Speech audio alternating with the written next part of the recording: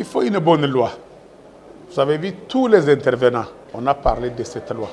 Cette loi a une importance capitale. D'ailleurs, aujourd'hui, si on n'arrive pas à voter cette loi, on ne pourra plus faire les transactions en dollars. Mais malheureusement, ils ne font pas que sur le plan international, chaque fois on nous embarque dans des lois qui ne se conforment pas avec la réalité du terrain. Comment voulez-vous on signe une loi sur le blanchissement, fuite des capitaux, mais c'est le gagne-petit toujours qui souffre. J'ai démontré noir sur blanc. C'est un petit opérateur économique qui est à Kamituga, qui est à Nyunzo, qui est à Walikale, qui est à l'Équateur, qui souffre avec ses rapatriements. Il exporte ses produits, mais lorsque les produits arrivent, les fruits de l'exportation à la Banque centrale, l'argent est bloqué, c'est la CNRF qui va vérifier d'où vient cet argent et les gens souffrent. Mais quand on regarde tous les buildings construits ici à Kinshasa, les maisons qui poussent comme des champignons, d'où vient l'argent? C'est là où il faut aller contrôler. Et nous avons encore dit une fois, il faut la responsabilité de la Banque centrale, la responsabilité des banques commerciales.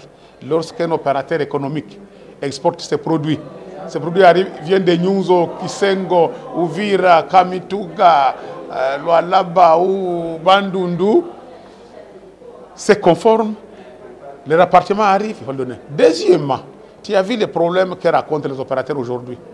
Vous avez à la banque 100 000 $, on vous dit que vous ne pouvez retirer que 10 000 par jour. Et cela a favorisé le blanchissement des autres pays de la région.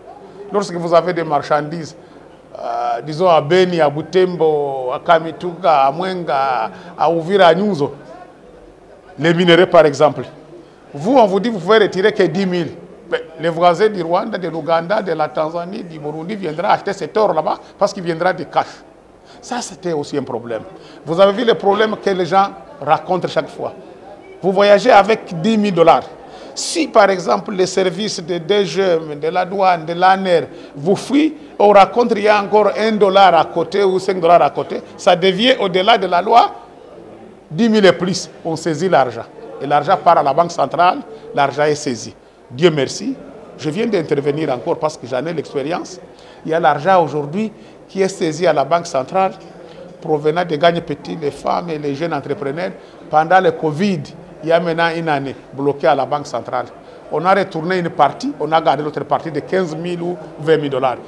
Et il y a aussi des gens qui ont perdu leur argent dans les microcrédits, finances, conseils, coopératives. Je viens encore de plaider cette cause et je suis très heureux de voir que le président de l'Assemblée nationale demande que j'amène un rapport. Il va intervenir auprès de la Banque centrale, auprès du ministre des Finances, pour que même ça soit un cas social, qu'on rembourse cet argent. Les Nord Kivu, les Sud Kivu ont perdu à peu près plus de 50 millions de $.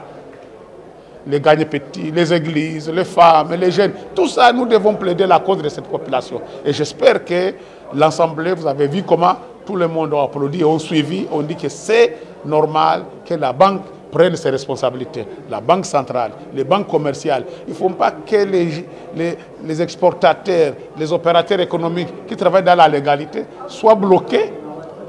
Pourtant, dès que l'argent arrive au Congo, c'est bien vérifié, ça vient d'où, qui a vendu, qui a acheté, comment l'argent a été transféré, tous les documents réunis. Mais on voit aujourd'hui, on crée beaucoup de cellules, CNRF, après CNRF, il y a aussi 4 qu'on a créés. Tout ça, ça va alourdir et risque encore d'être aussi un blocage sur le développement économique de la RDC. Mais la loi est bonne en question, il faut protéger, il faut éviter que ce soit le Congo qui devient le blanchissement de l'argent sale.